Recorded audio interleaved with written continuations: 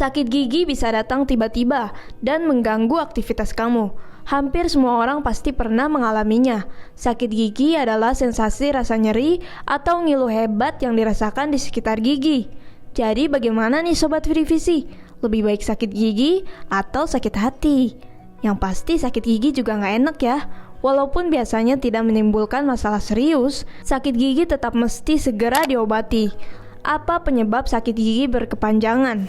Jadi teman-teman, penyebab sakit gigi yang berkepanjangan adalah awalnya mungkin gigi itu berlubang dari kecil, tetapi tidak kita konsultasikan ke dokter gigi. Lama-lama akan menjadi besar. Nah, jika teman-teman terlambat mengkonsultasikan ke dokter gigi, otomatis gigi ini akan terlanjur nyeri yang berkepanjangan. Jadi intinya rasa nyeri dan ngilu di gigi bisa terjadi jika kurang menjaga kesehatan gigi dan mulut. Kalau begitu, pertanyaan kedua nih, apa bahaya sakit gigi bila tidak segera diobati? Ini akan menyebabkan sakit yang menjalar. Bisa jadi misal awalnya satu gigi yang dikeluhkan, kemudian kita nggak cepat-cepat ke dokter gigi, nggak kita periksakan ke dokter gigi, otomatis nanti gigi yang lain pun akan merasakan dampak yang sama.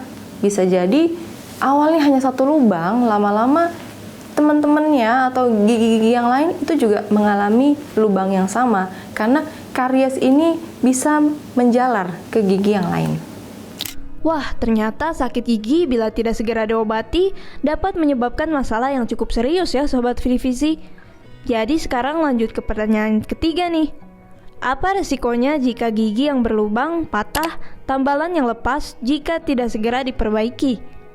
Jika kita sudah mengalami gigi berlubang, tidak kita periksakan ke dokter gigi, otomatis lubang ini akan menjalar ke gigi-gigi yang lain. Selain dari karies gigi, jika kita mengalami masalah menumpuknya karang gigi, itu juga dapat mengakibatkan penumpukan kotoran yang ada pada gigi kita. Bisa jadi gigi kita menjadi kuning, kemudian dari karang gigi itu juga menyebabkan karies gigi. Lama-lama gigi kita akan tergerus oleh asam yang ada pada karang gigi tersebut. Nah, jika gigi kita sudah tergerus, otomatis gigi kita lama-lama akan keropos dengan sendirinya. Nah, jika sudah keropos, itu tidak mungkin bisa lagi ditambal. Mau nggak mau, dicabut. Lama-lama gigi kita akan habis. Waduh, jadi lama-kelamaan gigi bisa sampai pecah ya? Benar atau tidak, sakit gigi yang berkepanjangan bisa menyebabkan infeksi? Sakit gigi dapat menyebabkan infeksi. Nah, tergantung dari sakit giginya. Misal sakit gigi karena karies, sakit gigi karena infeksi gigi, atau sakit gigi karena gingivitis, peradangan pada gusi. Nah, jika kita tidak mengkonsultasikan ke dokter gigi, infeksi ini lama-lama akan menjalar. Nah, dengan menjalarnya infeksi ini, otomatis akan mengakibatkan penyakit baru. Bisa jadi tumor, bisa jadi kista pada gigi, atau bisa jadi kanker pada mulut. Jika kita tidak memeriksakan gigi kita saat terjadi nyeri awal. Nah, Sobat Frivisi, jadi sakit gigi yang dibiarkan berkepanjangan atau tidak diobati dapat membuat infeksi menyebar ke anggota tubuh lainnya, di mana hal ini dapat membahayakan keselamatan.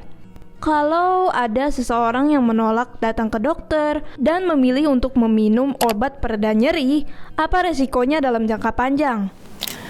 Jika kita sudah sakit gigi, kemudian kita mengkonsumsi obat anti nyeri dalam waktu panjang, ini akibatnya bukan hanya ke gigi saja, tetapi bisa jadi ke dalam saluran pencernaan kita. Karena yang namanya kita sudah sakit gigi, kemudian kita mengkonsumsi obat anti nyeri, otomatis kan obat anti nyeri ini dikonsumsi secara oral, secara kita minum.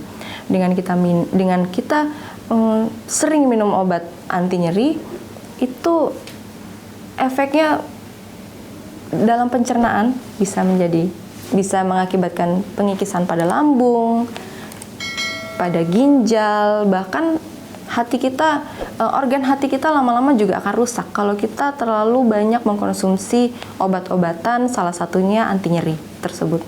Oh, jadi terlalu sering meminum obat pereda nyeri dalam jangka panjang bisa membuat obatnya tidak mempan lagi ya? Oke teman-teman, sekian pembahasan kita mengenai obat anti nyeri pada sakit gigi dalam waktu berkepanjangan.